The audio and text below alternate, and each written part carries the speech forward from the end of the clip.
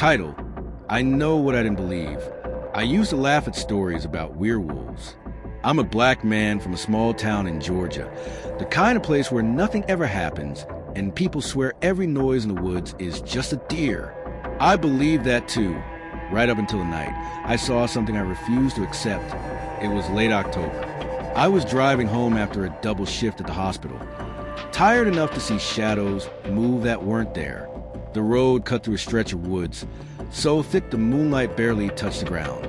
No streetlights, no houses, just trees and the sound of tires on asphalt.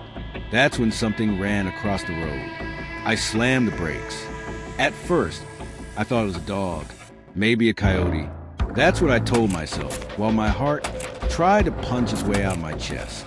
But dogs don't run upright for even a second, and this thing did.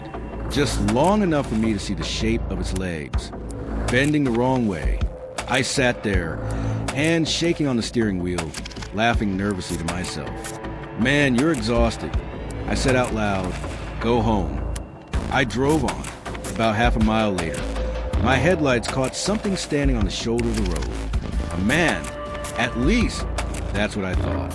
He was tall, way too tall, shirtless.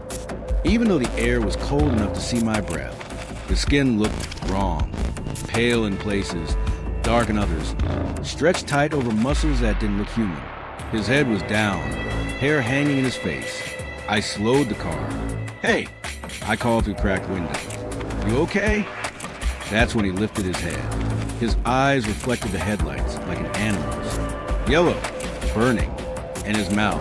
God, his mouth was too wide, pulled back into something that wasn't a smile, but knew how to pretend. I laughed again. I don't know why. Fear to strange things. All right, I said, forcing calm. You take care, man. I rolled the window up and drove off, my heart racing, my mind already rewriting what I'd seen. Drugs, a sick person, some messed up prank. Anything but the truth. That night, I dreamed of running.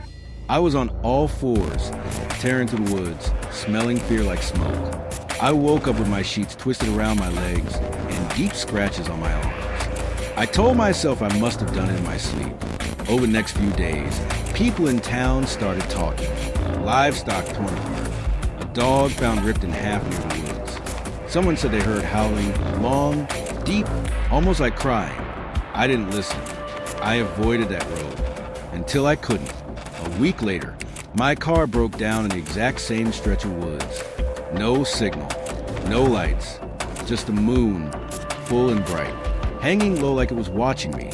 I heard breathing behind me, slow, wet. I turned around. It was standing there, taller than before, for breaking through skin like it couldn't hold itself together anymore.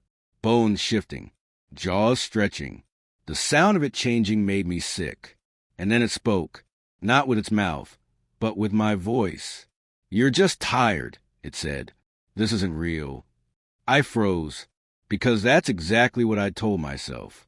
The last thing I remember is its eyes getting closer, and the smell of blood that wasn't mine. I woke up naked in the woods the next morning, covered in mud and scratches. The police said I'd been missing all night. Said I was lucky. Lucky. I don't drive that road anymore. I don't watch the full moon.